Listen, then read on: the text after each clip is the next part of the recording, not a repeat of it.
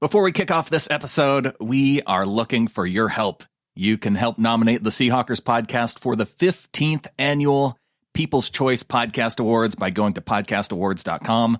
Click the text that says, "Click me to nominate my favorite podcasts," and select the Seahawkers podcast in the sports category. That's up at podcastawards.com, and you have until the end of July. You know, Adam, we want to compete with some of the top podcasts this year, so we really need our listeners' help.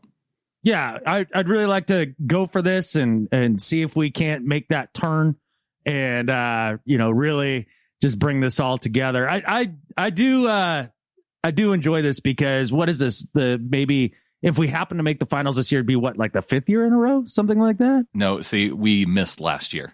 No, we didn't. We made it. I don't care what anyone said. If we didn't make it last year, that's fake news. Okay? We fell short last year. That's why I feel like we need this renewed emphasis to really get out the vote this year.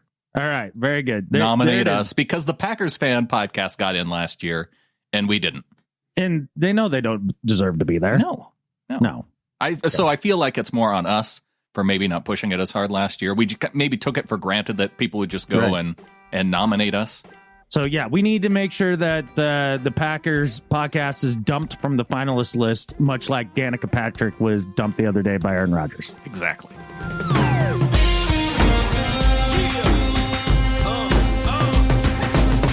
Welcome to episode 299 of the Seahawkers podcast. I'm Brandon Schultz of the Military Seahawkers, and joining me, my good buddy and Montana Seahawker, Adam Emmert.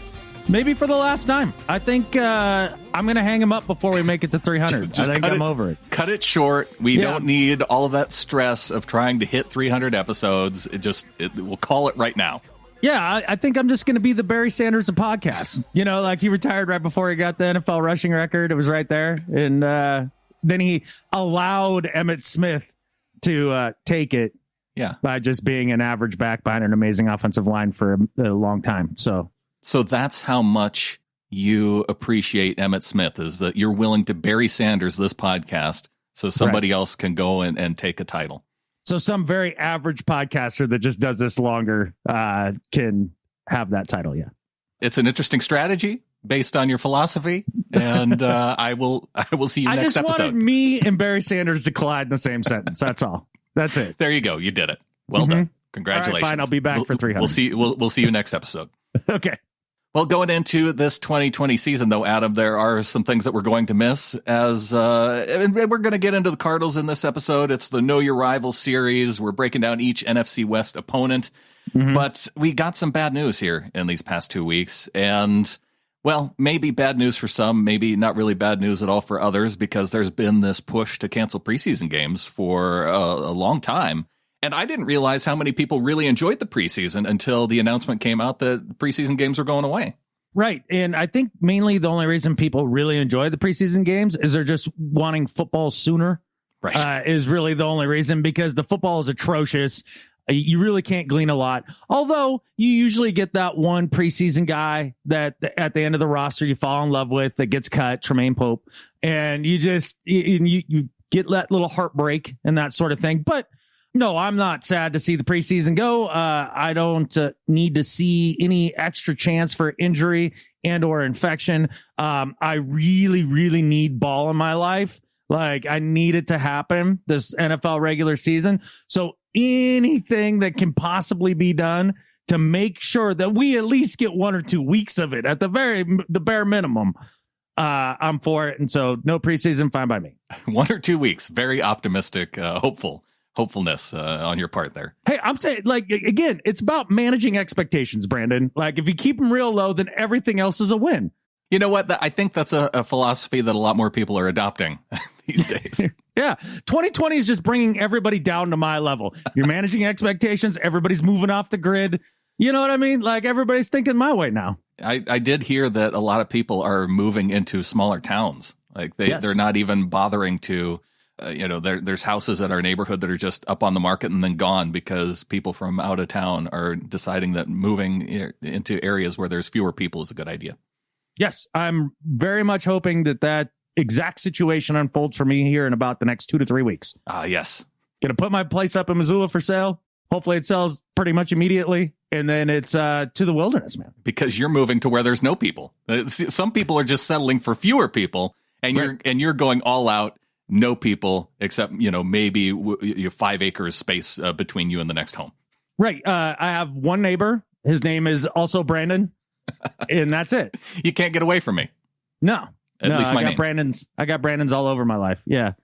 Well, leading up to the season ticket holders were offered an opt-out to the 2020 season for Seahawks. So it's going to be interesting how they handle ticketing. They're going to spread people out in the stadium, it sounds like, as season ticket holders will just have a chance to buy up tickets that I think are spaced out. I'm not exactly sure how it's going to work out, but it's going to be different. I have very mixed feelings about this, because in one way, that would be the ideal way for me to attend a game, is like having my own section, basically, right? And nobody right next to me. I like that aspect of it. That speaks to me. But also, too, there's the other half of me that thinks this is the dumbest idea in the world. Why are we inviting the risk that comes with bringing even 10,000 people to the stadium? Why are we running the risk that might end up shutting ball down? Like, just no more, just no fans. We're just not, just don't come. It's okay. It's fine. It will be okay. The players have already said they don't give a crap. They just want to play. Let's just not have the risk. I don't understand why we're doing it at all. It doesn't make any sense to me. I can see it both ways. I could see wanting to have, it's a hard thing, because football feels like football when fans are there cheering. You don't have to do any of the nonsense of trying to do artificial noise or anything. And if you're going to space people out in a safe way, if there's a way to do it safely, then sure. I just want ball. I need football. Yes, number one goal. I could give a crap if people that are butthurt that they can't go to the stadium throw a fit. I can't care less. Sorry, just make sure we get football. That's it. That's been the consistent theme of the offseason. Let's get to the season. Let's watch football. So with my do better for this week, I'm actually going to be talking about another step that has been taken to maybe try to ensure this season, and what one of our players maybe had to say about it, and the way the media maybe framed what he said, or allegedly said, I guess. But it's interesting, man. I just want us to take every precaution and do everything we can. It sounds like they are implementing just a ton of different precautions, trying to space people out at the facilities. They're doing testing for individual players or daily for 2 weeks leading up through the preseason. Mm-hmm. Rookies reported to minicamp here this week, and the first couple days, all they're going in is for tests. So here we are at the end of July, and a lot of these rookies are visiting the VMAC for the first time this offseason. Yeah, that is really crazy. I mean, this entire offseason is going to be completely different, and that definitely presents some challenges for the Seahawks going forward. I mean, talk about the offensive line and the lack of continuity and all the guys you're trying to kind of sort through and decide who is your actual starting five, and then having them have time to mesh together. And that just right there is interesting. You brought up an excellent point on the phone yesterday when we were talking with the vid and all that. Like, hey, what happens if your whole O-line comes down with the vid? Now what do you do? And what do you do? Not only what do you do in terms of filling in behind them, you will have backup players, but putting 5 backup players in front of Russell Wilson does not fill me with a ton of confidence. I know he can be elusive, but we've seen bad offensive lines in the past, and a bunch of dudes that really haven't worked together at all. Gosh, when you're just talking about that, it made me think of the right guard situation. And yeah, there's a lot of dudes who could fill in at right guard, but not anybody who has had experience with the starting 5. It makes me miss DJ Fluker. Yep, I miss Fluke. I lamented the day that he was let go, man. I said, you know what? I'll be okay with it if they actually go out and pick up one of these pass rushers. And well, that hasn't happened either. So that's neat. It's an interesting time for the Seahawks, no doubt about it. And I don't think they had planned on having this little time to try to put together their team. I don't know what to expect. And like you said, putting Russ behind maybe a makeshift offensive line with no preparation, right? That makes me afraid that we're going to see Russell Wilson's backup, because we usually see him when the offensive line is worse than dumpster fire. which we've seen a few times. We've seen injured Russell Wilson. Yeah, injured Russell Wilson is the Seahawks backup quarterback. I would prefer to see third string quarterback Geno Smith in if we were to get to that kind of situation. Wait out 2 weeks until the offensive line is back and healthy again, and it's a scenario that I just hope we don't have to see. This might waste a year of Russell Wilson's peak prime. That pisses me off to no end. It's like we finally get that elite guy, right? The one that everybody's saying the only do better right now is the Mahomes, according to pretty much everybody, right? We finally have him.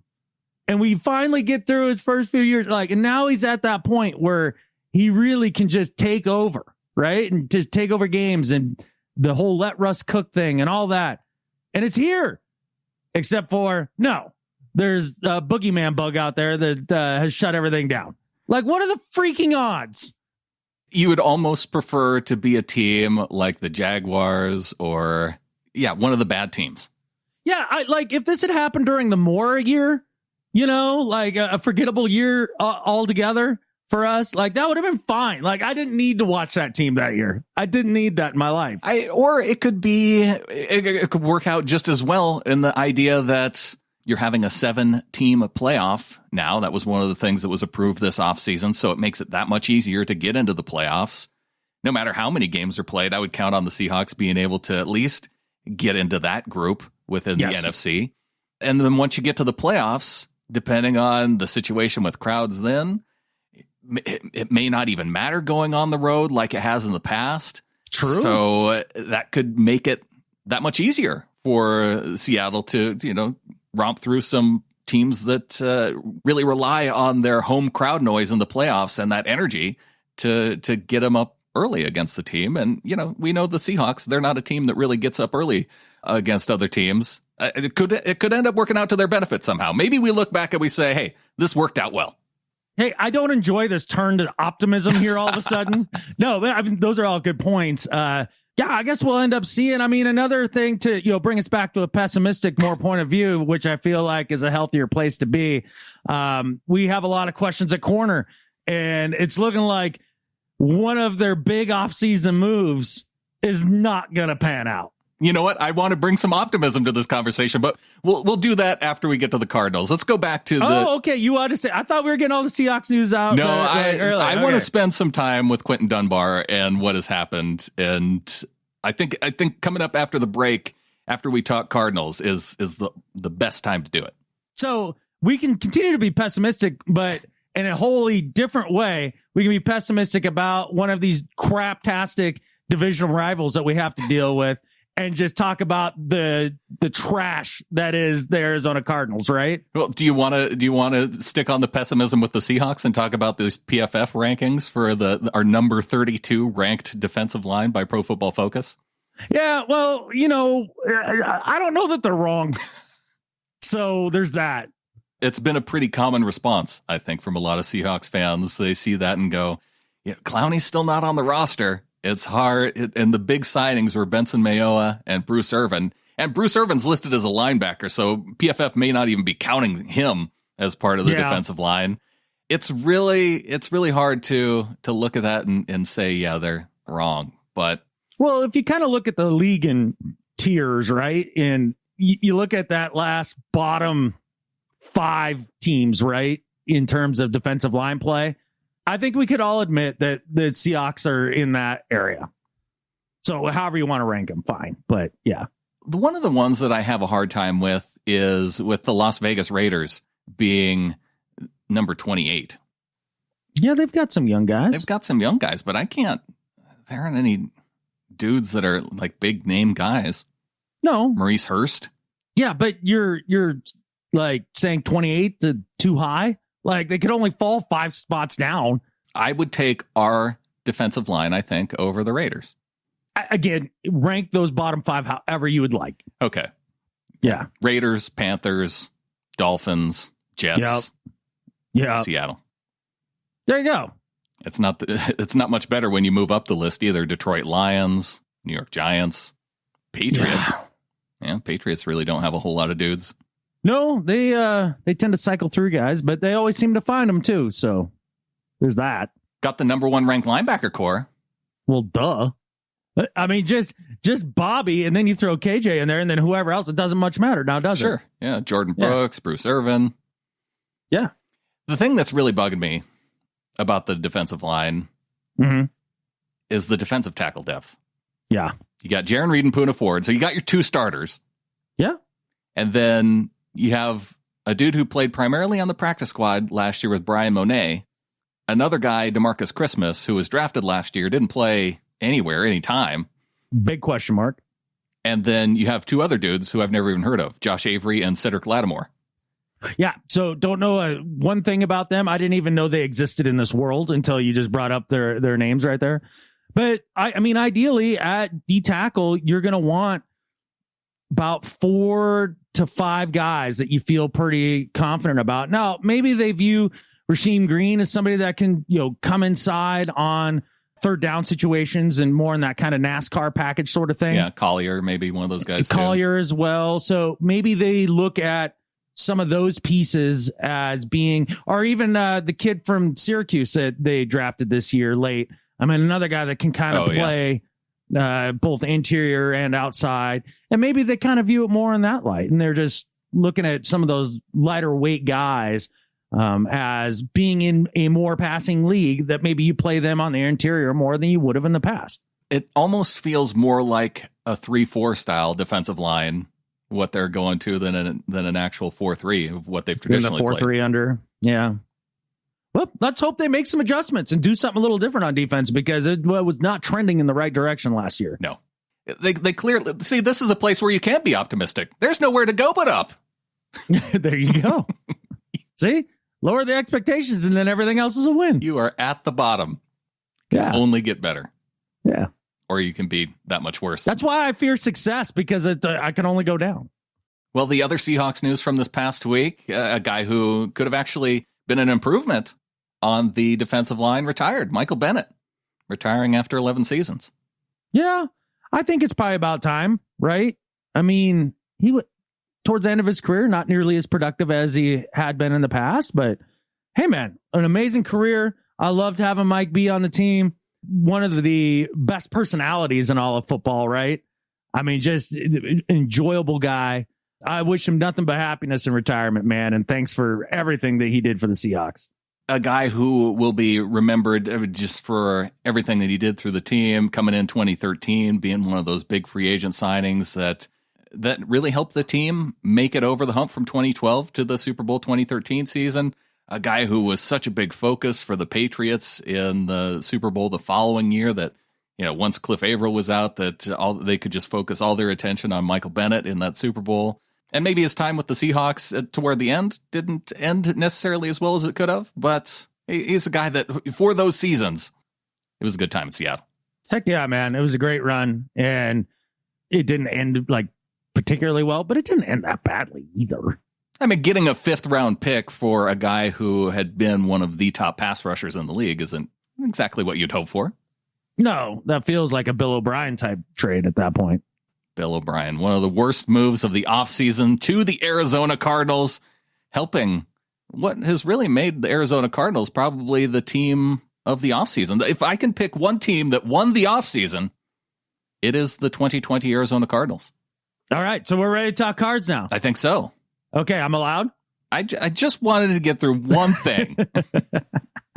Well, you are 100% correct when you talk about the one darling hyped team going into an offseason. There's always that one. And by God, it's the Arizona Cardinals this year. And by God, I can't understand why for the life of me. You can't understand why they are the winners of the offseason?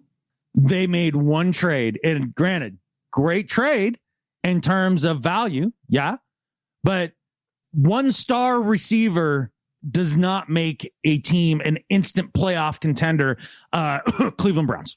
Odell Beckham Jr., the acquisition, which really did get the Browns that title. But the other thing that got the Browns the title was having a quarterback going into his second year An Oklahoma quarterback picked number 1 going into his second year who had a tremendously overhyped rookie year. There's some parallels. There's some similarities here. No doubt about it. There were some other things that the Arizona Cardinals did to improve this offseason. They had the 8th overall pick. Isaiah Simmons from Clemson fell to him at 8th overall. Mm-hmm. And where does he play? What position? Yeah. I think they have him listed as linebacker. Oh, so they decided on one? I think they did. They had to pick a spot for him to be listed at. I understand that his athleticism pops off the screen, and that's really cool. And we'll see what he does. I mean, I'm not making a steadfast prediction here, but oftentimes those guys who are just tremendous athletes on good teams in college football, but don't really have a position that they dominate at, they almost never translate in the NFL. I think he could be a Jamal Adams type player. At linebacker, though, instead of safety? He can play, just seeing him in college. He's a guy who played outside at corner. He played at safety. He got up on the defensive line and rushed the passer at times. So I feel like linebacker is just the spot where you say, okay, this is, the position that we're going to tie him to. As far as, I don't know, number selection. You see the NFL doing this on defense with all other kinds of teams, that they're going more to those college-style defenses where they have guys who are just versatile dudes. Yeah, I guess. Tyrann Mathieu, one of those guys that was with Arizona that was a similarly versatile type of player. Yeah.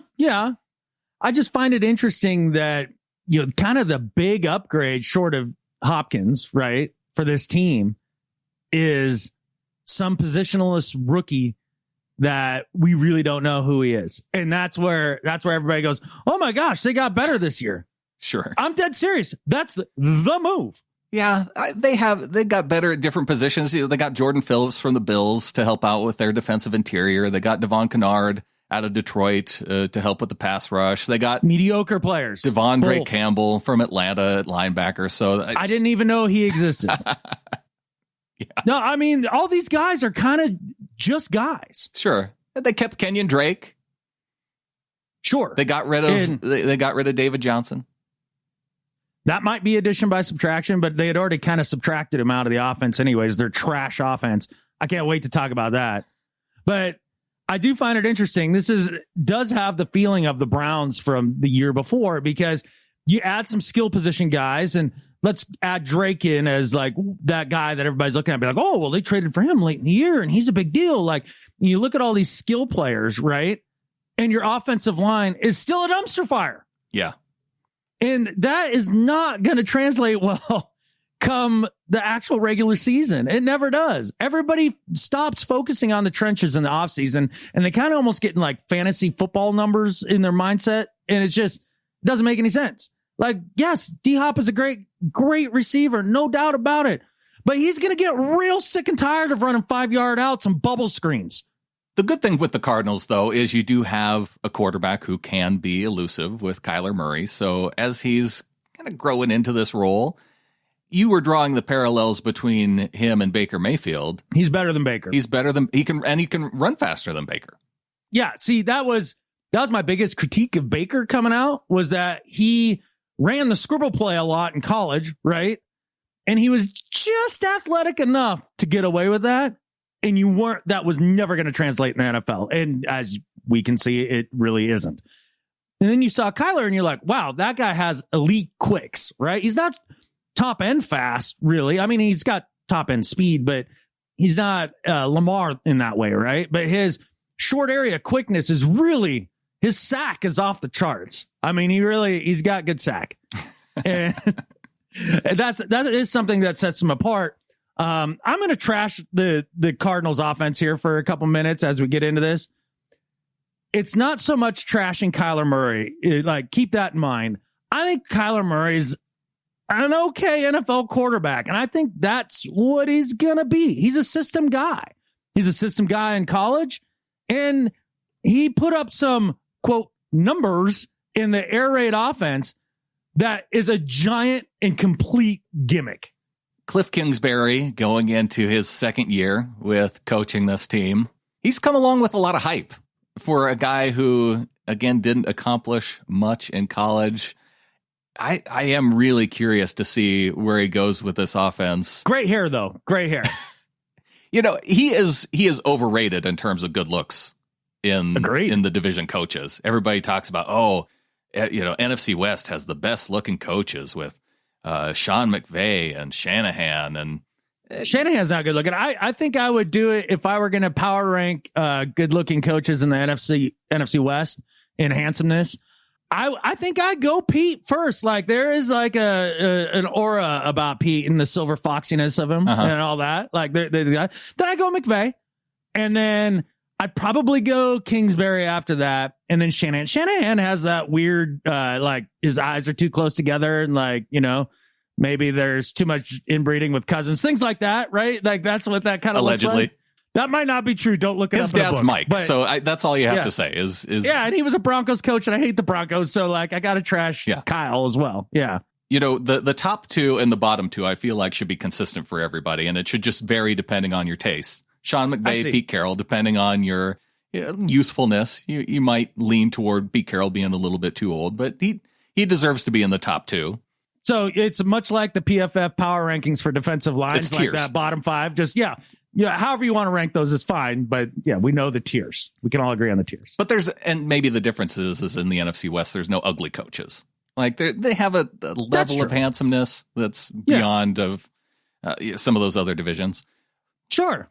I don't know how we got onto this and away from the actual. I think I was just mentioning the fact that Kingsbury was going into a second year of his coach, and yes, you think of Kingsbury and you think of the wonky eye that he has, and so then you start looking. It leads you down into looks, and I guess that's how we got here. Exactly. So I'm curious, what do you think about the air raid Kingsbury offense and how revolutionary it is?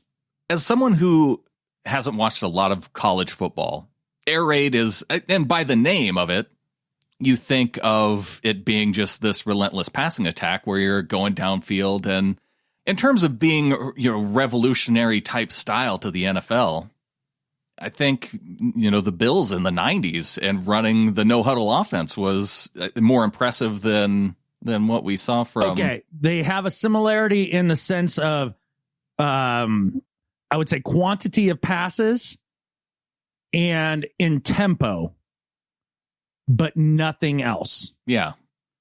The air raid very different than the K gun. Like those are very, very different offenses. So how is this different from what Chip Kelly was doing with the Eagles and 49ers? Ding. I'm glad you brought that up, Brandon, because that is an excellent, excellent point. It's the same college bullshit. Catfish. They just spread you out. It's one read garbage. It's a bunch of screens, and that's it. I mean, it really is terrible offense. You look at, if you actually kind of dig into Kyler's numbers from last year, he compares closest to Case Keenum in many regards. A guy who only started for about 6-7 games, right? Completion percentage, passer rating, touchdown to interception ratio, all that stuff. Basically, Kyler played at a Case Keenum level last year, and then ran a little bit. All right. And so I was like, all right, let's see why everybody is so hyped about Kyler Murray and what an amazing player that he is. So I went back and I looked at a few games and I was like, I'm going to watch every throw of Kyler Murray from 3-4 games. And so I turned it on, checked it out. Dink and dunk, bubble screens, slants and 5-yard outs, and an occasional shot up the sideline. That's it. That's their whole offense. This is going to be figured out by year 3. They may have a little success with it this year, but by year 3, you'll be seeing Cliff Kingsbury making Sean McVay faces like he makes now when everybody exposes the hell out of what you do. It's not far behind. The only difference is that Kyler can run around a little bit and save the offense, right? Where Goff can't do that. Right. But it's the same gimmicky offense BS. I'm looking at the next gen stats for Kyler Murray. Okay. There's one that's important there. Well, I am curious to hear it because one of the things I expected to see when looking at it was just not a lot of throws over the middle, with the height being an issue that we know with Russell Wilson. He doesn't attack the middle of the field, and maybe that's just a style choice. But I was expecting to see not a lot of throws short and over the middle, but he actually has quite a few. Yeah, he does. Throwing over the middle is not a problem. Like, I'm not going to kill Kyler for a few different things. Number one is height. I'm not going to kill him about his height. He plays just fine. All right. Also, I'm not going to kill him for being a running quarterback. You know, we talk a lot about Lamar, and we worry if that's sustainable, right? But that's because he takes some shots, man. He puts his body in harm's way. Kyler is super smart running the football. He is much like Russ, where he rarely gets touched. So I don't fear him getting hurt the way that I do, say, maybe Lamar, even though they are both running quarterbacks, okay? Or quarterbacks who can run. Now, the thing about Kyler is, look at how many yards per attempt the ball travels through the air. I think they listed on the Next Gen Stats as IAY. The average attempt, the air yards, he is 32nd in the league. Wow. That's how he got all those stupid completions on. And then I went back and looked at a couple videos. Is that a function of the air raid offense, though? Aren't you looking in? I mean, Teddy Bridgewater is probably a guy who's in that bottom few guys, too. Yeah, I think he's actually 2 slots below Kyler. That's why I said I'm not going to kill Kyler too much here. This is more the offense, a critique of their offense. But this is also something I saw in college from him. The long throws that he made were dudes who were wide open that Lincoln Riley had schemed open. Right? Right. I don't see him as a tremendous deep passer. It's just not the strength of his game. So, number one, he doesn't throw the ball downfield. Number two, that is a direct function of that air raid offense. And I went back and I listened to some of these guys doing breakdowns of Kyler Murray's amazing year, right? Because I heard Chris Sims gush about him. Brian Baldinger gush about him. A couple other guys on YouTube who do breakdowns gush about him, right? And some of these clips that they would pull up, I swear to God, this is the type of stuff they were gushing about, Brandon. It would be 4 wide. They would do play action out of the shotgun, and a Kyler would just turn and throw to, say, like, Fitz. Yeah. And they would, they do the thing where they show the play and Kyler would throw it, 8 yards on a quick out. And they'd be like, look at this. And they'd rewind it. And they're like, look at this. It's right there. It's right in front of him. Yeah, it's a freaking quick out. Whoop-de-doo. And they gush over it like he just threw into a tight window over the middle, split 2 defenders and made an amazing throw that nobody else can make. People see what they want to see. And with Kyler in this offense, I'm telling you, man, the league is going to shut this crap down right quick. Completed air yards per pass attempt, 3.5. And that puts him, that actually puts him right with Aaron Rodgers toward the bottom. I didn't realize A-Rod was in this similar type of situation. There's also some names down towards that bottom of the list that you associate with greatness, but are also very old. And so it makes some sense. Oh, like Tom Brady? Drew Brees. He's outside of the top 10. This one is a little bit different, I think, than the other one that you were looking at was intended air yards per pass attempt, which it measures it whether it's been completed or not. So this one takes into account completions, and he is only completions. So every completion, he was near the bottom as well. Yeah. For every attempt, he was almost dead nuts last. Right. Yeah, you do see him down there with names, just ahead of him, Andy Dalton and Tom Brady, but and just ahead of them, Kirk Cousins and Jared Goff. So, Jimmy Garoppolo is at 31, Drew Brees at 32. Can't wait to talk about him next week, man. Yeah. Joe Flacco at 29. Yeah. But this isn't necessarily a good judge of quarterbacks who are good versus not good. But it gives you an idea of the type of offense that these teams are running. Yeah, it's a stat that lines up with the eyeball test when you actually watch their game tape.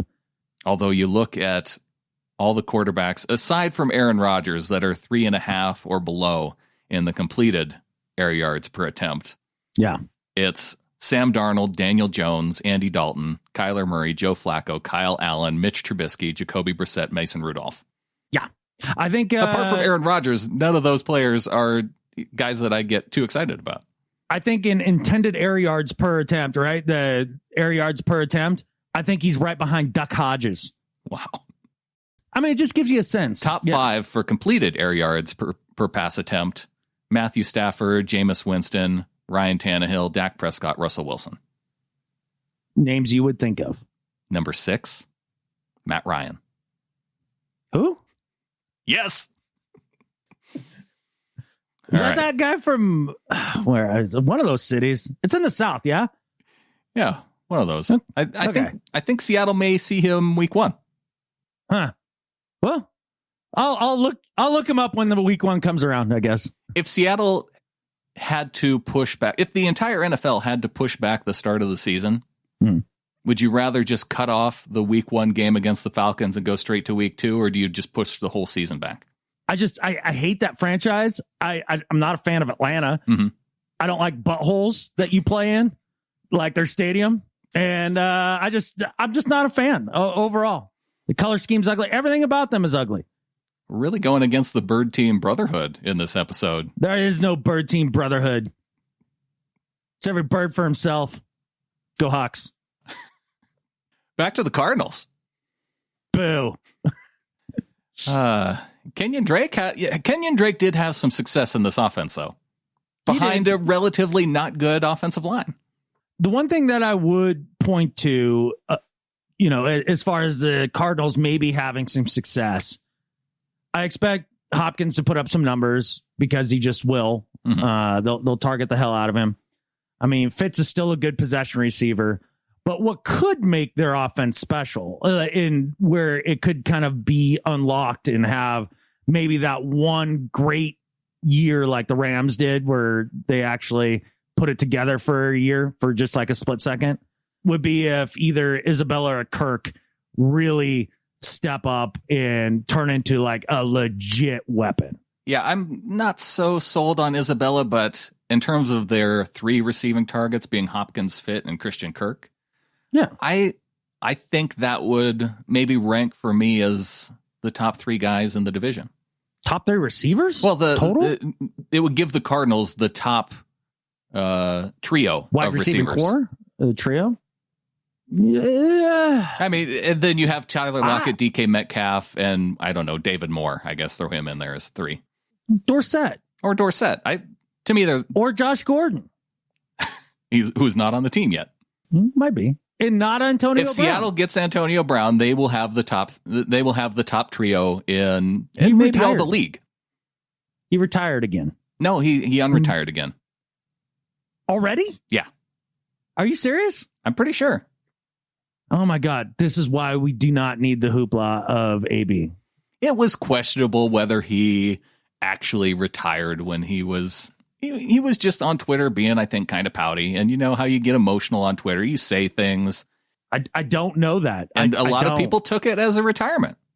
I think he came out just in the past day or so to say that he wants the NFL to wrap up the investigation against him so he can play again. I just hope that he finds one of the voices to listen to in his head and sticks with the one. Just go with the one. I think it'd be better for his deal. I wish him well. Yes, as a human being, I hope he gets it figured out, man. Yeah. It worries me. But what doesn't worry me is virtually everything about the Cardinals defense. The Cardinals defense. With free agency, they improved somewhat, but they had a bad defense last year. Where did they improve in free agency? They have a couple guys who can fill in on the defensive line a little better. They have guys on the defensive line. Their pass rush could be good. Are you referencing Chandler Jones, the new Eric Weddle of the NFL, the most overrated quote star player in the league? Yeah, I saw the phrase written in one of these Cardinals articles here that I was looking at the last couple of days, and Chandler Jones was as dominant as ever. I don't know what league they watch to have written that. He produces. Where? When? Have you ever seen it actually happen? These are alleged sacks in my mind. At the end of the season, you look at Chandler Jones' numbers, and he is among the top 5 of the sack leaders in the NFL. He's been on the Cardinals for how long now? 3 seasons? Sure. Have you ever felt Chandler Jones's presence when we've played them? I feel like when we play the Cardinals, I'm worried about so many other things. Yeah, there's a bunch of other crap that goes sideways. There's no doubt about it. I'll be the first to say that. But when it comes to Chandler Jones, have you ever felt him wreck a game against the Seahawks? Ever? Or even come close to it? There isn't a game that really jumps out at me as one where he just demolished the Seahawks. He's a compiler, man. That's all he is. And Patrick Peterson is 96 years old. He's their only good corner. The only piece on their defense I like is Budda Baker. That's it. That's a guy who could have been a Seahawk. I know. I think we both were hoping for that, actually. Chandler Jones has been with the Cardinals for 4 seasons. Okay. Yeah. And again, so that's what, 8 games? Do you know? 0 impressions. 8 games, 0 impressions. Well, he did have 4 sacks in that game against us last year. I don't recall that game anymore. I've wiped that from my head. I know. That was a terrible game. Yeah. I guess there were so many other things going wrong that like I just like not having Dwayne Brown. Yeah, so he feasted on a guy that used to play basketball in the 8th grade. Yeah. Good job, Chandler Jones. In every game that he has played against the Seahawks, except for one, he has recorded 1 sack, at least. Neat. I don't know. They never seem to be those big game-changing plays. They just don't. Maybe. I think of Bosa, right? And like he's so much more disruptive. Clowney, more disruptive. Freaking, like, I would love to sit here and tell you that Aaron Donald is trash and he's not really as good as everybody says he is, but he's every bit as good as they say he is. He destroys us every time. Like, you know what I'm getting at? Yeah. When you think of a guy like Aaron Donald or Nick Bosa or DeForest Buckner, and thank goodness he's not with the 49ers anymore. Those are guys that's an interesting move. I feel like that you legit worry about. Yes. And I sincerely do not worry about Chandler Jones. He's not even a guy. I forget his name sometimes. That's funny you say that. I do too. I know. I get him confused with the other dude who was on the Patriots before he left New England. Not Flowers. Yeah, I can't remember his name either. Boy, it's been a long offseason, man. For you, Chandler Jones falls into the Matt Ryan territory. Absolutely. Yeah. Yep. Without question. A guy who's probably going to make the Hall of Fame based on stats. And you don't want to recognize the fact that that's possible. Look, if you want to put Matt Ryan in the Hall of Fame because he won 1 MVP, that's fantastic. But it's a slap in the face to everybody else who ever played quarterback that's in the Hall of Fame. Ouch. Yep. So now I'm curious. I'm going back to the PFF list of defensive line rankings. Mm-hmm. They do start. The very first sentence is Chandler Jones is the star player on the Cardinals defensive front. But I think they touch on something that you're recognizing here is that they say he has managed to consistently generate more sacks than his pressure total should generate. Something that is typically not a skill. So he's ending up getting more sacks, even though he's not generating as much pressure as some of the high pressure guys. Kind of the opposite of Jadeveon Clowney, who is a high pressure guy, but gets very few sacks. Exactly. They're almost polar opposites, right? Yeah. And then they have Jordan Phillips on their defensive line, who had 10 sacks last year. They say he might be confused for a legitimate pass rush presence. The sacks represented 10 of 26 total pressures. Exactly. A guy who had 26 total pressures and still got 10 sacks. Yeah. Sometimes numbers do lie, right? Yeah. They have the 18th ranked defensive line in the NFL. Okay. So that shows you, even having the number 32, that's not a whole lot of difference. No, it certainly isn't. And yeah, and you combine it with that offense that, look, man, we've watched a couple of these guys bust out their little gimmicky college offense, right? And it lasts for a year or two. I mean, Nagy was the last guy. The Bears have that one great year. And everybody, oh boy, look at Nagy and what he's doing up there in Chicago and all that. Oh, geez, that Chicago offense, it's great. And then a year later, everybody's like, oh yeah, this is absolute garbage. And the Cardinals don't have the defense that can carry a team like the Bears have a defense that can carry their team. No, I just don't see this as going. They won 5 games last year. They were 5-11. Yeah, 6-10. I don't think they won that many games. You know why we couldn't think of it? It's because they had a tie. They were 5-10-1. Oh, there we go. So that's pretty close. It was hilarious listening to Brian Baldinger's breakdown of Kyler Murray. He's like, and then they started stacking wins. And I'm like, what, all 5 of them? over the course of 16 games. Yeah, at the end of the season, they beat the Browns in Arizona, 38-24, and then they beat a wounded Seattle team. Yeah, decimated, I think, is a better word. And then they beat the Falcons somewhere in there, which they might have been the worst team in the league there for a hot minute. Okay, well, the stretch where they compiled wins was when they went on the road to Cincinnati. Then they beat the Falcons at home. The team with the number 1 pick in the draft. Okay. Yeah, Cincinnati, Falcons, and then at the New York Giants. That was their 3-game winning streak. Yeah. And they won those games by a combined 10 points. Exactly, man. Look, I don't see how this team got better for the most part. I mean, Hopkins obviously is going to be an upgrade at the receiver position, but a receiver only does so much to upgrade your offense when you don't have an offensive line. One of my favorite stats in the NFL, though, comes courtesy of a receiver on the Arizona Cardinals. Oh, yeah? Larry Fitzgerald has more career tackles with 40 than he has drops, 29. That's pretty outstanding. That's a cool stat. That's a cool stat. Look, and he's a guy we say year in and year out. I can't rip on Fitz. There's nothing about him that I can't can rip on Fitz. You can't rip on Aaron Donald. You can't rip on Richard Sherman. No. Like to. Can't do it. They're too good. And especially in Fitz's case, even better dudes off the field. I know. Yeah. So I can't say, and I know Sherm is that way. I don't know much about Aaron Donald off the field, but I feel like we would have heard that. Yeah, he does not seem to be that guy. Yeah. Do you have a wins prediction for the Arizona Cardinals this year? I do think they get better. I think they are a 7-9 football team. That's interesting. Why better?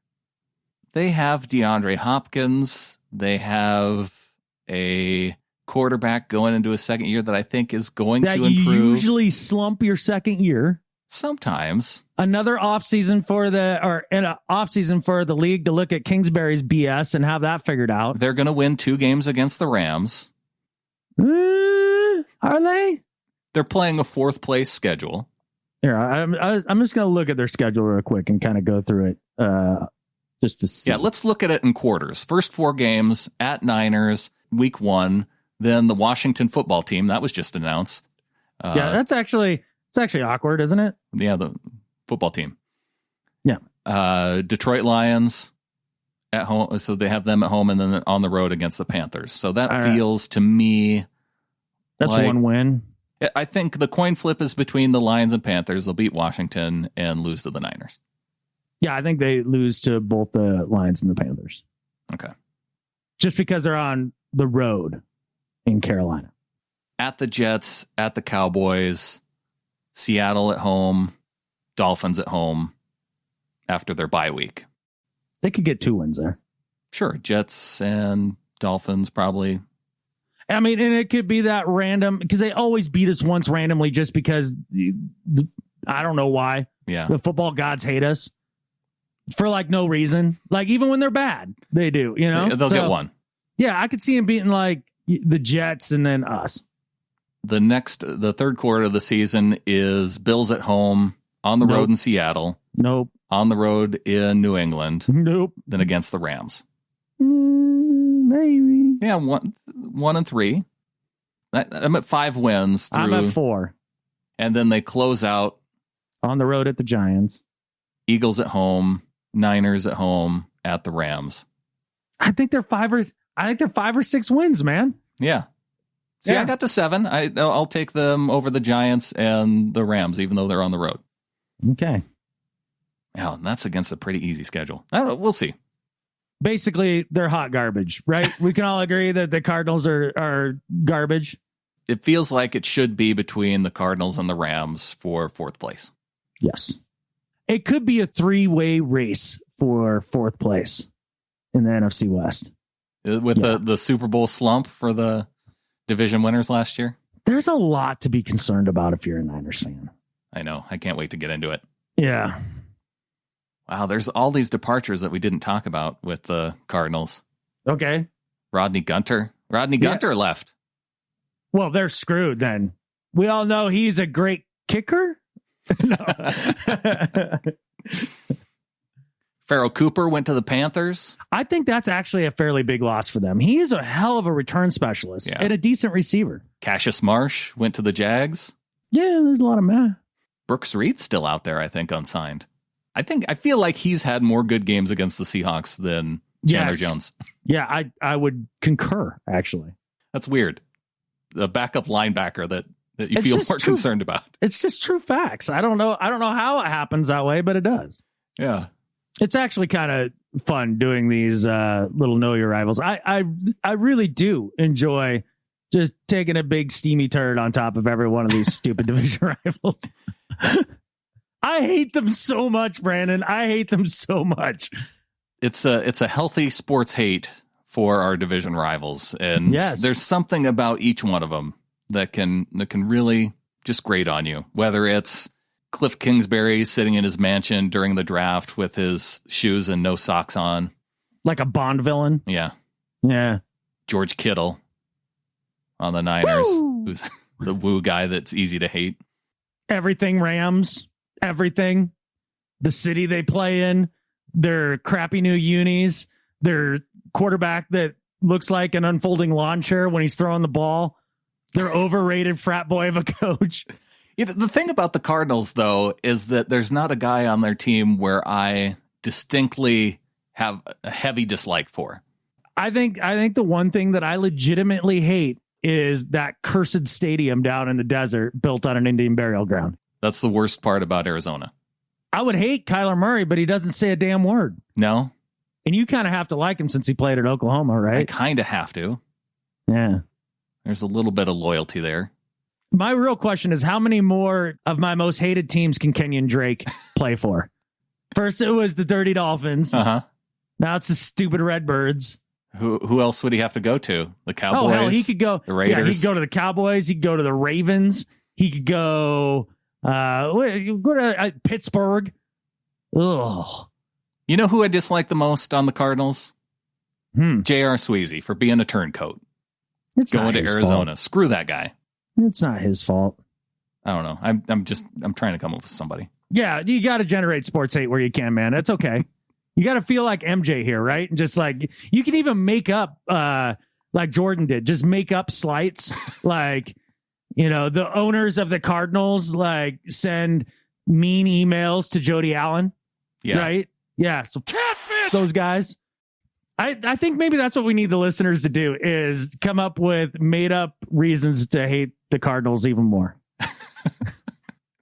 Because we can't find any good legit ones. Yeah, I think this is a fun game. I like Murray. I like Hopkins. I like Fitzgerald too much. Yeah. Well, and I think that's one of the places you start for made up reasons to hate the Cardinals is that everything about Fitzgerald is absolutely a show to hide the fact that he drowns kittens in his bathtub every night.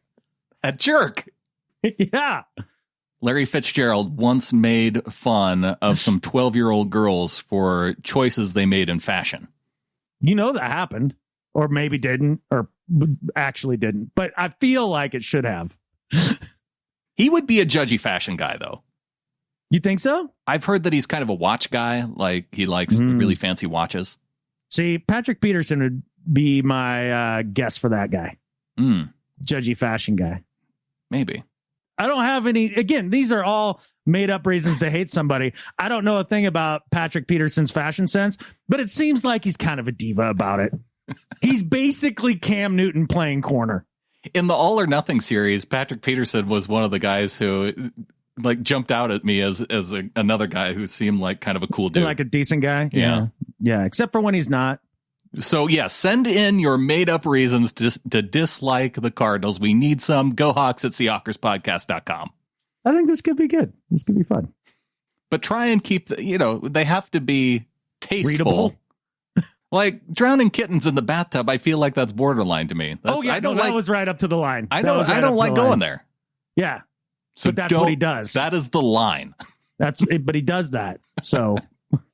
I just got some new kittens, so that takes me to and one of them actually fell in the bathtub here recently.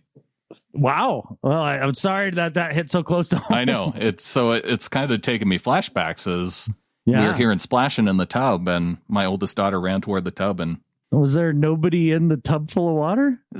My youngest just got out of the tub, asked her to drain the water from the tub. She didn't do it. Left the door open, and the cat got curious.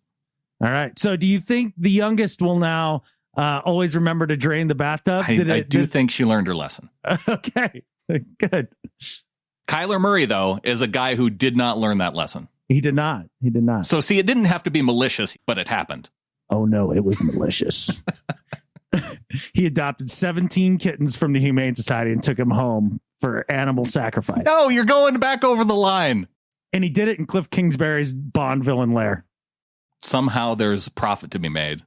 And that's how Cliff Kingsbury makes his money. Oh, it's not coaching the Cardinals. No, not only that, not only profit, but worldwide domination as well. Or at least fixings on it. We need to get PETA on our side against Cliff Kingsbury. Shouldn't be hard. Let's take a break and come back, and we'll talk about a few more Seahawks news items and get into some do better and better at life. All right, man. Getting back to it. Hey, did you catch my interview here recently with Michael Gervais on field goals? I did not. I saw that it had posted, but figures. I only have so much downloading data out at the cabin. Uh-huh. And you didn't make the cut. Uh-huh. Yeah. I understand. Yeah. Have these good interviews. I talked to Gervais, I talked to Brock Heward. I just like that you bring on the big guests for, your other show. Yeah. Yeah. That's really neat. No, we're done doing guests now. Okay. No, we're not. We're going to do one more. What? For episode 300? Yeah. Interesting. Okay. I'm going to tease a guest. This is why you're a professional. You really are amazing. I don't want to jinx it. Thing. Is the jinx thing. What? The guest. I don't know what you're talking about. You've already forgotten. Okay, the only other Seahawks item before we get to Dunbar, Greg Olsen signed with Fox Sports. Oh, I thought that was already a thing. Yeah, he signed just in the last couple of weeks as an analyst after he was done playing. Yeah, I thought that deal had already been done. I guess I just had heard the rumors. I don't know. Yeah, and there was talk about it. And good for him. Yeah, he's making money even in an off season when there's not a whole lot to do. He's double dipping, man. I know. It's smart. Yeah, hell yeah, it is. Quentin Dunbar. Not smart. Or you may argue that... crazy like a fox? I think we've covered this, Adam. Dunbar, he may be... I'm looking at all these signs, and he may actually be the one who gets off the easiest out of all of the people involved in this. Yeah, but he's not getting off. I was looking at the story. Pat Leonard came out just these last couple of weeks covering a story for the New York Daily News. He got access to a search warrant. And I was in the same boat as you, Adam. When I saw this, I was like, oh, this does not look good for Dunbar. But he got access to a search warrant that cites evidence that was collected throughout all this police process. And initially, I thought it was a bad look for Dunbar, but I really do legitimately think this is a lot worse for DeAndre Baker of the Giants, because I think it's the Giants player. So what is this evidence that they collected? Okay. Let's clear that up here. Yeah. So the quote from the story, it says video footage and direct messages that allegedly show witness Dominic Johnson. And Dominic Johnson is the guy who, from what I've read, is the guy who actually links Dunbar and DeAndre Baker. He's their common acquaintance. Yeah. So it allegedly shows witness Dominic Johnson overseeing a payoff of Baker's and Dunbar's 4 alleged victims on May 15th. And these were the guys who had the sworn statements that they said, oh, yeah, they have nothing to do with it. Yeah. So here they are at the office of Dunbar's attorney, Michael Grieco, apparently taking payoffs. Yeah, so where's this looking good for Dunbar? Nowhere in there did I see Dunbar's name attached to it, associated with anybody. There was some text that came out. They found some of Johnson's Instagram direct messages where he said... Those were all to Baker, yeah? They were all to Baker. Yeah. So these weren't between... It's the Giants' fault. Exactly. Yeah. Essentially, the direct message is saying he got them to change their story. Mm-hmm. And then there's another message where Johnson is telling Baker to come to Grieco's office and he's saying, hey, I'm getting cash now. How much should I bring? I'll try and be there ASAP. And I'm summarizing the text. So I still don't understand how this looks good for Dunbar, only because, number one, you got to assume that his attorney went rogue and just started paying people off without Dunbar knowing it. Unlikely. B, it also shows that... Why would Dunbar need to have anything to do with the payoffs if it's between the lawyer matter? It doesn't matter if he had anything to do with it or not, because now it's obvious that the people's original statement where he said Dunbar actually held him up and robbed him is the true one, because they changed it for money. But do you think in court they can even allow those now because they changed them for money? I think that they can bring up the fact that they changed it for money. Well, there's also the idea that there's maybe some extortion going on here. Sure. It's interesting because I went back and I was listening to some of the interview that Grieco had. He went on John Clayton's show and was talking about it. Yeah. Hasn't he been canned? So Dunbar said, that he doesn't have anything to do with him being his lawyer anymore. He got a new lawyer. I did find it interesting that each of the people who got paid off all got varying amounts and they were wildly different. Do you think it maybe had to do with what they took from them? I think maybe, because that would be kind of a crappy deal if, one dude's getting 30, another guy's getting 20, and then a couple of guys have to split 5. It was something like that. It was, literally was something like that. Yeah. And so I wonder if they just knew that other dudes would roll over for less money. No, I think they just kind of negotiated it down. I think it had to do with making them right in terms of if they took this, now you're whole again. Okay. I mean, that would make sense to me. Otherwise, why are you going to change your statement for a share of $5,000 when other guys are getting, 6 times that? Well, why don't they just give them the stuff back? Why are they paying them off? Weren't they playing for money, maybe? Okay, well, then just give them their money back. Like, you could have done that the next day. Yeah. Well, one guy had some fake watch, so he probably rather have the money. Yeah, right. Maybe he's the guy that had to split $5,000. We don't know. I don't know that I need Quentin Dunbar in my life that much. Well, one thing that Clayton did say here in the last couple of weeks that made me think that Dunbar could, at the very least, play on the team. Now, he could get some kind of NFL suspension to where he has to sit out a few games. But the courts down in that county are so backed up that unless you committed murder, you go to the back of the line behind the severe cases. And so this may not even go to court until 2021 or 2022. Yeah. A work acquaintance that I kind of vaguely know had a run-in with the law that was definitely short of murder, but or anything like that. Yeah. But definitely not the greatest move, Uh-huh. And they basically told him like, hey, this is how it would usually go for you. It would usually be like this, but just pay us a little money and, sign this and send it in to us and we'll just call it good. Why can't we do that all the time? I don't know. When we talk about, justice reform, I mean, I think this is maybe a way we could go about that, right? Did you learn your lesson? Pay us some money. Right.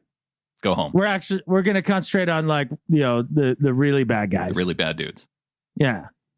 Yeah, just focus there. And Dunbar can play for the Seahawks. See, the other thing that I don't quite understand about Dunbar is the how much loyalty there is to a dude who hasn't even played a snap with the Seahawks yet. Oh, man. Boy, you're asking a lot, aren't you? If you're Dunbar. I mean, this is a big poll. Yeah. I don't know, man. I don't know how far they go out on a limb for him. I don't know how much they're going to want to associate with him. Like, do you let him come and practice? He got cleared to come back and practice. Oh, man. It sounds like they asked the team. The judge said, hey, do you want the guy or not want the guy? They said, we want the guy. So he can come and practice. Okay. All right. Thanks, Judge. I'm ready for that soap opera to be over, man. I want more details into the soap opera. This is fascinating. But we're not going to have any preseason to talk about. We may need more details out of this. We could make up details. Now you're talking. We'll do over the next few weeks. We'll put together a fictional podcast surrounding an alleged payoff of victims of a robbery that takes place in Florida. Just picking a state, right? Right. Right. And it's a 1 in 50 chance that I was going to land on Florida. And an NFL team that is clearly behind all of the wrongdoing in this case, which is the New York Football Giants and their ownership. So let's change it to the Jets, just for the sake of, to protect the identity of the people who this is based off of. Right. So yeah, Woody Johnson, let's say, right, owner of the Jets. I think he's still owner of the Jets. I think so. Yeah, hey, he's got his hands in all kinds of different pots. It sounds like. Yeah, and apparently he's stealing or having his players steal at card games. Yeah, well, you got to make that money somehow. Got to keep getting them checks.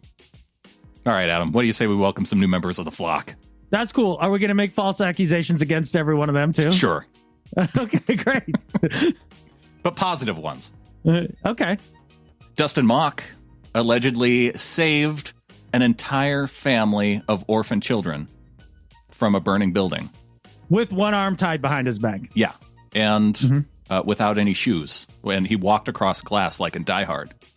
Yeah, well, of course. Yeah. Yeah. And I think when he was done with it, he said, "Yippee-ki-yay, mother." Catfish! And with his award winnings from that deed. Yes. He chipped us off $100 a month through PayPal. Dude, that's freaking amazing. Associate producer Dustin Mock. I would expect nothing less from the man, the myth, the legend, the hero, Dustin Mock. Well done, Dustin. Those kids will be in your debt forever. Absolutely. And so will we. Dustin Mock recently said that Jared Goff, we talked about this on one of the last shows, about Jared Goff being the 5th best quarterback in the division. Yeah. We had a hard time coming up with who would be ahead of him, right? Right. We missed the obvious answer. Oh. He says, I can't believe you guys forgot about one quarterback who is way better than Jared Goff. Let's go through the list, Adam. Okay. Number 5. Is it Brett Hundley? Number 5, Jared Goff. Yes. Number 4, Jimmy Garoppolo. Mm-hmm. Number 3, Kyler Murray. Yeah.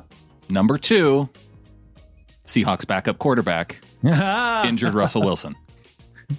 Very good. Very good. I can't believe I forgot about our backup quarterback. Number 1, Russell Wilson. Dustin 100% right, 0% wrong. That's the top 5 NFC Although NFC you West may quarterbacks. put Nick Mullins ahead of Goff. You might. Yeah, and I saw you guys discuss this on the Field Goals podcast. I actually meant to listen to that one. It wasn't actually on the Field Goals podcast. It was a pre-show bonus show that we did as I put up as a bonus show on our Seahawkers podcast feed. So everybody who is in the flock, everybody who downloads the Seahawkers podcast app, they got that bonus show, and Nathan Santo and we broke down those 5 quarterbacks as part of that bonus show. And he put Beathard ahead of Mullins. What? Yeah. He says Why? the 3rd round draft pedigree puts him ahead of Mullins. Oh, not like actually being able to play or not play? Right. That's interesting. Yeah. Because Mullins can actually play a little bit. He's like a miniature Brett Favre. 3rd round pick Beathard, though. I did see a hilarious article in the 49ers feed lamenting the fact that without the preseason games, how would they ever showcase CJ Beathard so that they could trade him for a draft pick? Who the hell is trading a draft pick for CJ Beathard? You're not getting a draft pick for CJ Beathard. Oh, man, I screwed that up. That wasn't Dustin Mock who sent in the rankings. Oh, well, whose brilliance was that? It was Ethan in High Point. Oh, Ethan. Now, see, have you ever heard of the Pacific plastic patch that's out there in the Pacific Ocean in the gyre? No. It's just it's a giant floating patch of garbage of plastic of garbage. Yeah. Ethan is out there right now in his kayak collecting it faster than it's ever been collected before, single-handedly saving whales, dolphins, turtles, sea turtles. Everybody loves sea turtles. Mm-hmm. That's Ethan. Ethan Eco-hero. Was the recent winner of the United States Best Dad in the Country Award. Oh, wow. Yeah. Yeah, they only give that out like every other day, right? Somebody sent me some of his kids' work from Grammar Day. Oh.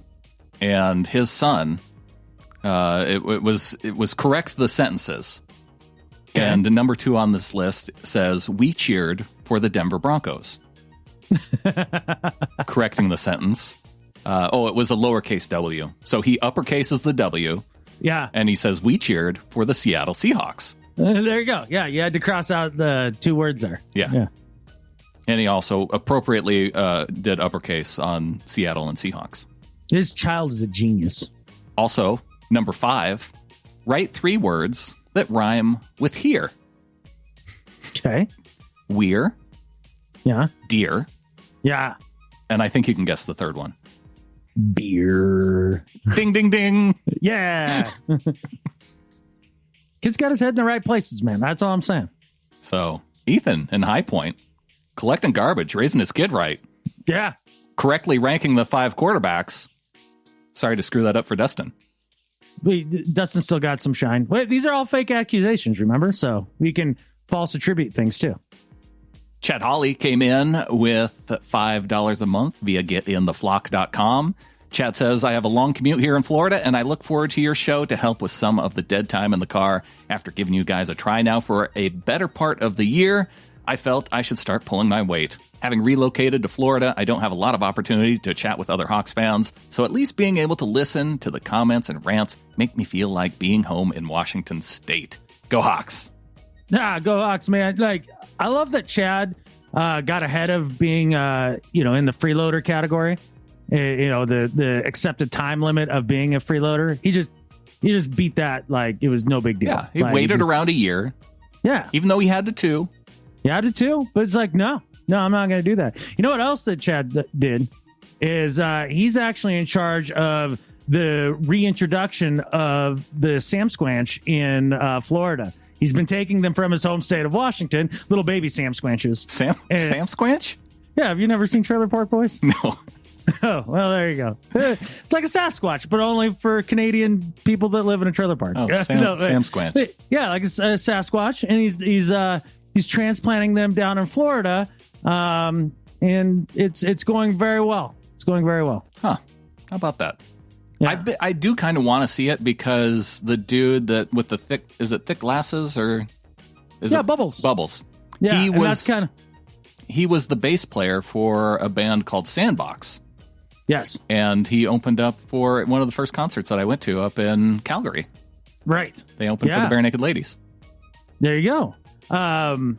He the word kind of comes from that. He's a funny character, but there's a whole episode where Bubbles, who lives in a shed, thinks that a Sasquatch is like attacking his shed. And so he goes and talks to one of the other guys. "There's Sam Squanch trying to get my shed, Ricky." And so every time I think of the Sasquatch, it's a Sam Squanch. There you go. Well done, Chad. Way to introduce those down in Florida. Yeah, propagating the species, man. Darren Sturgill back in, this time at $12.12 a month, says, "Hello there again. I decided to come back after getting over the sour feeling from the Green Bay loss this past year. I hope we have a season this year, but would like it to be safe for everyone. I'm disappointed, too. I was going to make a trip to Seattle and watch a game this year. Oh, well, things don't always work out. It's actually fun to watch the Washington, D.C. team have another pitiful season. Take care and go Hawks." Go Hawks, Darren. Yeah, I hope there's a season 2. And you're right. Not all things go the way that you would like in life. But one thing that has gone right in life for Darren is he's actually the inventor of new radiation shielding that is going around the first capsule to send human beings to Mars next year. Wow. To protect them on the long journey. He's a physicist and a scholar. And it's just it's an amazing invention by Darren. And it's nice having him back in the Ring of Honor. That's probably why he's in D.C., right? Mm-hmm. Yeah. That's where they invent all that stuff. Yeah, I probably wasn't supposed to reveal that on the podcast. Does he work for DARPA? Shh. Okay. That's all you had to say. Yeah, exactly. Giving me that look. The bleep the hell up look. Yeah.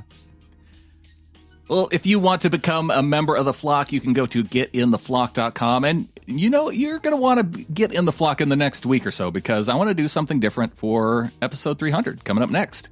I'll do the normal name and location for our 12 and above, like I normally do. We try and do that once a month.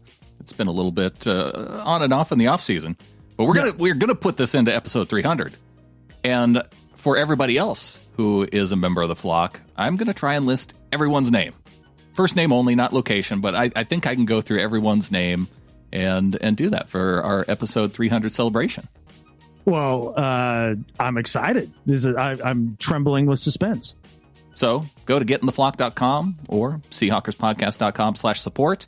If you use Venmo or Cash App at Hawkra is the what I use on Cash App and Venmo.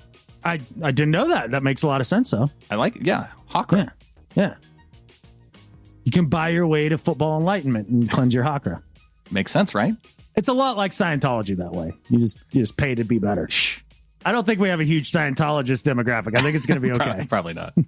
All the Scientologists are going to come in. You know, I've been listening to your show for 7 years now. Yeah. And when you cracked on the idea of paying your way to higher levels, right, that's when I was out.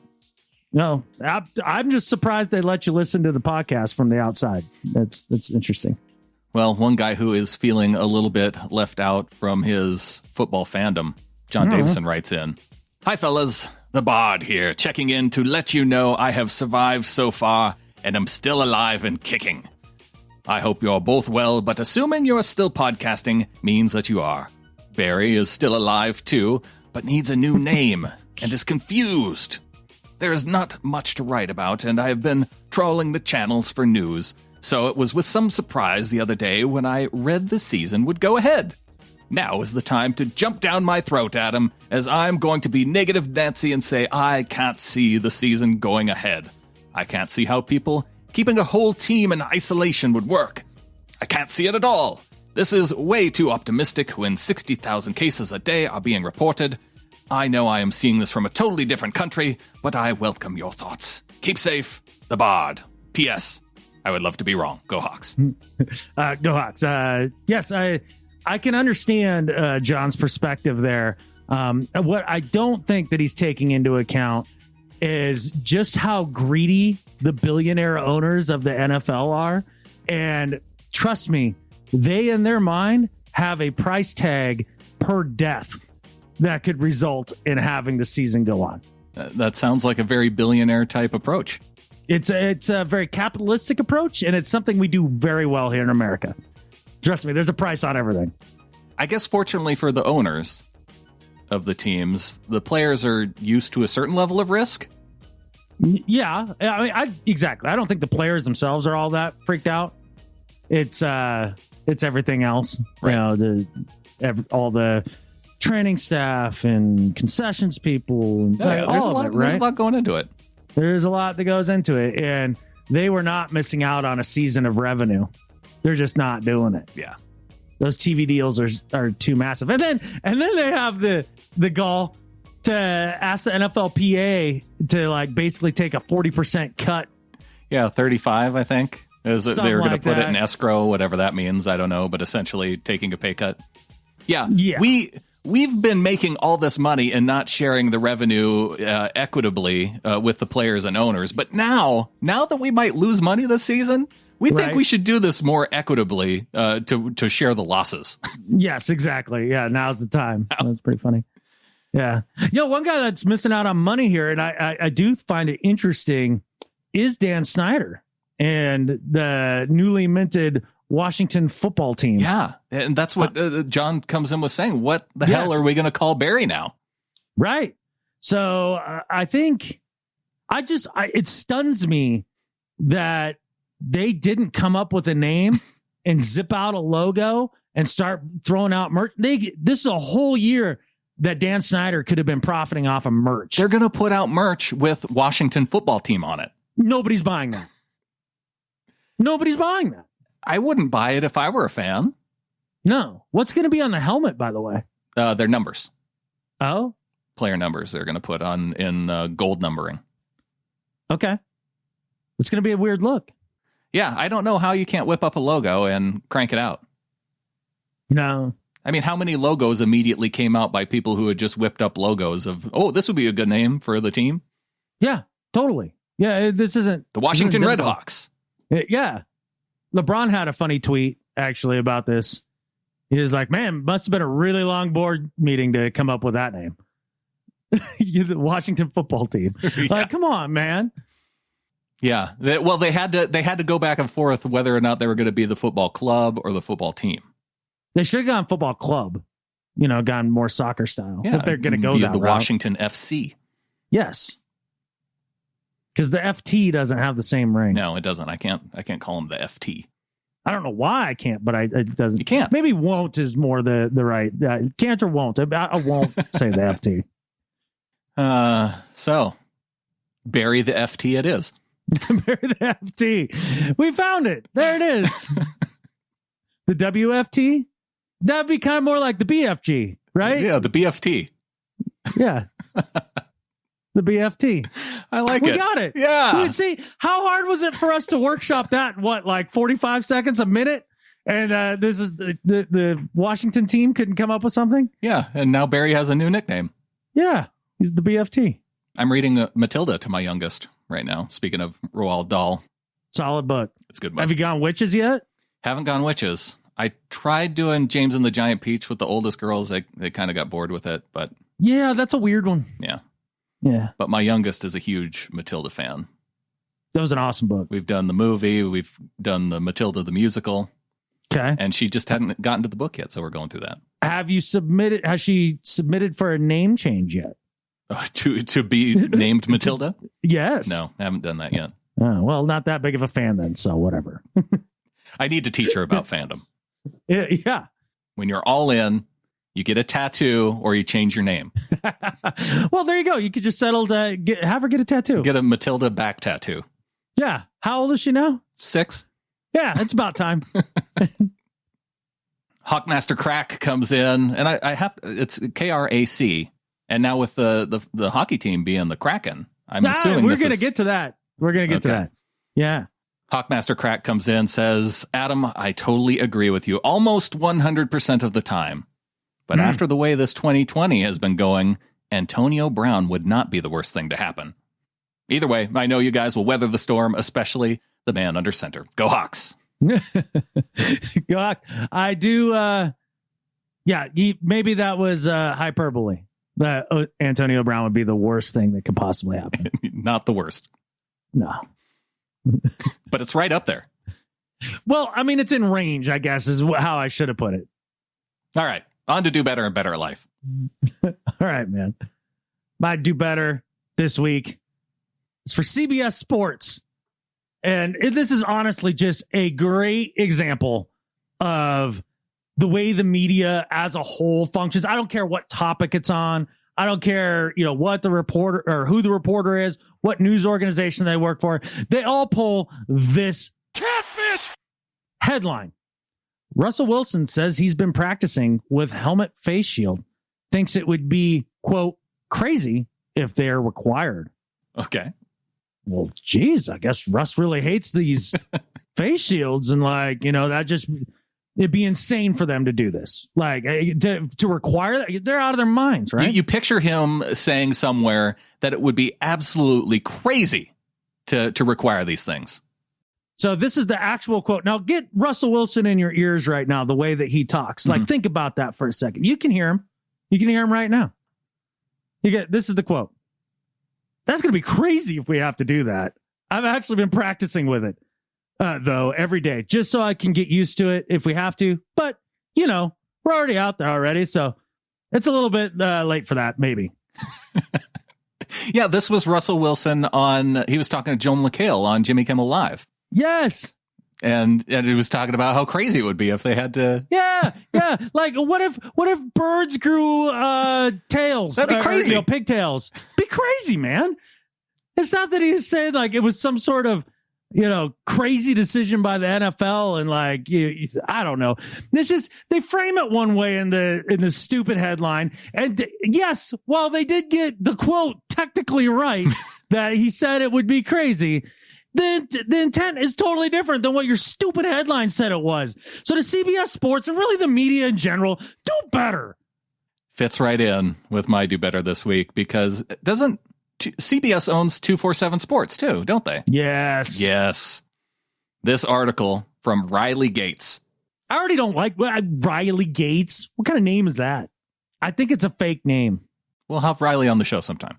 Sure, if you can find them. Well, the headline, and maybe give Riley some credit because CBS may have a headline writer. The headline, Titans may or may not have spoken with Jadeveon Clowney. One of the two. The general manager says. Yeah. Maybe I did, maybe I didn't. Hard telling, not knowing. Yeah. Hey, Riley, can you write up a story about how the general manager maybe talked to Clowney and maybe didn't? That's not where it ends, though. Oh, really? No. So this article goes up not too long later. Kevin Patra of NFL.com. Kevin Patra's headline, Titans GM, quote, may or may not have spoken with Clowney recently. So Patra sees the 247 Sports article, but also saw this story and thought, you know what? This needs to be on the front page of NFL.com. See, this is where Patra really screwed it up, because what he should have gone with is something along the lines of 247 Sports may have written an article that Titans GM may or may not have spoken with Jadeveon Clowney. Yes. So that's another part of this article. 247 Sports attributes it to the television show that they were watching that the general manager was on at the time. Okay. NFL.com's Kevin Patra quotes that Robinson said it via 247 Sports. Oh, wow. Maybe. So it doesn't even go to the original source material. He quotes the 247 Sports article and essentially copies the headline. Right. Well, let's see. I don't really want to write an article today. Headline, other writer writes other article. Here it is. But guess what? Please tell me that another organization picked it up from Patra and ran yet another article. Another organization picked it up. Pro Football Talks headline, John Robinson, Titans, may or may not have had recent talks with Jadeveon Clowney. Wow. Is there not one editor in one newsroom that just like sees these things and just goes, guys? Robinson said via 247sports.com that the team, quote, may or may not, unquote, have had recent talks with Clowney and that they are constantly exploring ways to improve the team. Oh, my gosh. In the 247 Sports article, it says that John Robinson was asked about it on NFL Live, the TV show. So basically, I can start writing articles just based off of other people interviewing people on TV. Right. And then the other articles, if you write it first, they have to say via Adam Emmert on the SeahawkersPodcast.com. Yes, my crack reporting. Yes. So just watch TV, write what I saw on TV. That's all you got to do now.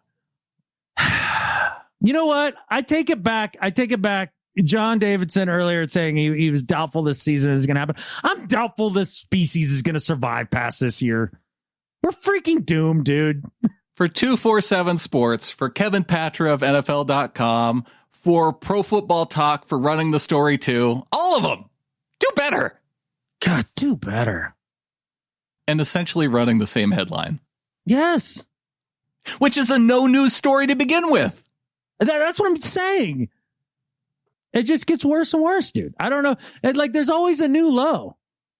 I did like how Mookie Alexander from Field Goals, he covered it. His headline was non-news, passed off as news, continues to swirl around Jadeveon Clowney. That's pretty good. It's a good headline. Here, speaking of headlines, here's the headline from ESPN. Report.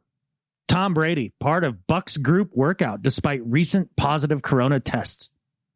Tom Brady has the vid? Oh my gosh. No. First line. Despite seeing two players diagnosed with the coronavirus and an assistant coach test positive last week, Tampa Bay Buccaneers players are continuing to hold group workouts at a local high school. So two other players and an assistant coach tested positive. Yeah. In the group of players that Brady was practicing with. Technically, the headline is correct, but by reading it, do you think that Tom Brady has the vid? You kind of get that assumption, don't you? And that he's practicing anyway? Yes. God, it's just gross. There's some ridiculous stuff, some not so ridiculous stuff. It's all mixed in together. Yeah. And we're crossing our fingers that season's going to happen. Yeah.